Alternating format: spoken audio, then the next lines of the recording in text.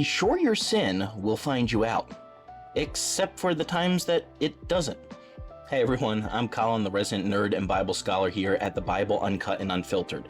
This week we are looking at Numbers 32:23, which is a verse that is really popular to teach to children if you were from evangelical sides of Christianity. I particularly remember one story when I was a kid, and I wish I could remember the full way it went, but it was something along the lines of two little kids, I think it was a brother and a sister, that had something that they were trying to hide from, it was either like a parent or a grandparent, and as I recall, they hid it in like a rotting tree stump in the backyard. And of course, the parent figure at some point in the story finds it, and the moral is don't try to hide things from authority because they're going to find out. Really good way to scare kids into following what you say.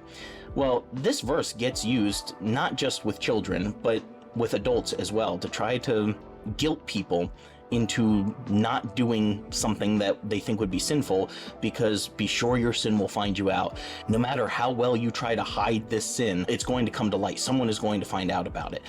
The problem with that is that's not always the case. I think we can all think of stories where somebody did something wrong and got away with it.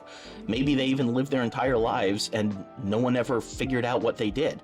See, if you believe the Bible is this moral guidebook that is telling you exactly the way life works, this makes the Bible untrue, because that's not always the case.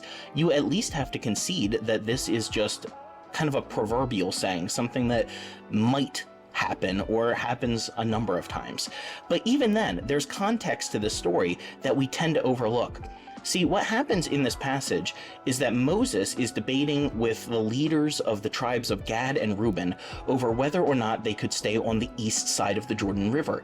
They were getting ready to go into the land that God had promised them, and these two tribes wanted to stay on the east side instead of crossing over and going west into the land. And those tribes often get cast as cowards for not wanting to go in, but there's actually a decent argument to be made for their not being in the wrong, especially depending on how you define the parameters of the promised land, but that's a whole other conversation for another day. Moses' biggest concern seems to be that these two tribes wouldn't come to the aid of their brothers on the west side of the river in the case of a war. So he's basically trying to scare them into submission by saying that their support in the war, in his eyes at least, was tantamount to their standing before God. If you fight with us, then you're blameless before God. If you ignore us, well, you've actually turned your back on God. Now, personally, I would say Moses was actually bordering a little bit on cult leader here, because if somebody told me that, I would immediately leave the group, but that's another matter. This is a really weird verse to translate into English. Literally it reads, "Look, you have offended Yahweh, so know it's your offense which will catch up with you." I think the key is to translate this as a verbless clause. In other words, there is no is here in the verse. It's literally, so know your offense, which will catch up with you. We have to supply the it is in there to smooth it over into English. So if you read it that way, Moses is basically the stereotypical old man in the horror movie who warns the teens before they make it to the haunted cabin, right? Like, go there and it's going to be your fault, whatever happens.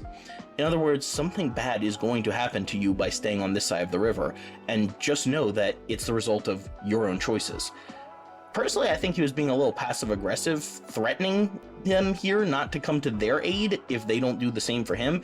There's nothing in this passage that says God agrees with what Moses is saying, so we can look at this and maybe even question his own words versus what the leaders of Gad and Reuben are saying. He's shaming them by saying, basically, when you're suffering and you're wondering where help is, just remember that this is what you chose. While there is somewhat of a principle that we can take from that, I don't think that this is something that we should be generalizing to all misdeeds as it was taught to me in my childhood. An honest look at life shows that many sins are never found out. The principle to generalize, if you have to have one, is that the person who treats his fellow humans with disregard should not be surprised when he has no one to help him in his time of need. If you liked this video, be sure to check out some of our others and our podcast. This is what we do, week after week, combating bad Bible interpretation, one verse at a time.